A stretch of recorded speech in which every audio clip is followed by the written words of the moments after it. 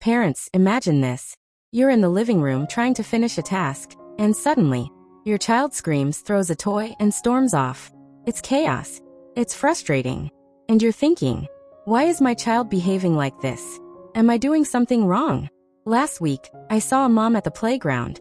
Her 5-year-old hit another child, yelled, and refused to calm down. The mom whispered, "I just don't understand him." Here's the truth. Aggressive behavior isn't about being bad. It's your child's brain trying to process something they don't know how to handle. Today, I'm going to break down the psychology behind aggression and show you what actually works. Kids don't act aggressively because they want to hurt you.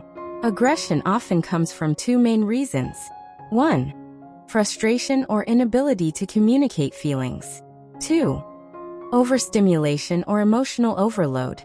Between ages 2 to 7, children are learning to control impulses, handle emotions, and navigate social rules. Their brains are developing rapidly, but their emotional regulation isn't fully formed. So that screaming, hitting, or throwing, it's a signal that they need help processing emotions, not punishment. Ever notice your child melts down after a busy day or too much screen time?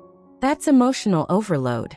The thinking brain shuts down, and the emotional brain takes over. One mom told me her 4-year-old refused to share toys at the playground. Later, after a snack in quiet time, he calmly apologized and played. Tip: recognize the triggers. Hunger, tiredness, loud environments, or sudden changes. Prevention is easier than correction. Tonight, try labeling your child's emotions. Instead of saying, "Stop being mean," say, "I see you're angry because you want the toy." Why? Because naming feelings teaches emotional awareness. Kids start to understand their emotions before they act on them. When children feel powerless, aggression spikes. Give control choices. Do you want to put the blocks away first or the cars? Even small choices give them a sense of control and reduce defiance dramatically. When children feel powerless, aggression spikes. Give control choices. Do you want to put the blocks away first or the cars? Even small choices give them a sense of control and reduce defiance dramatically. Big tasks feel overwhelming for kids.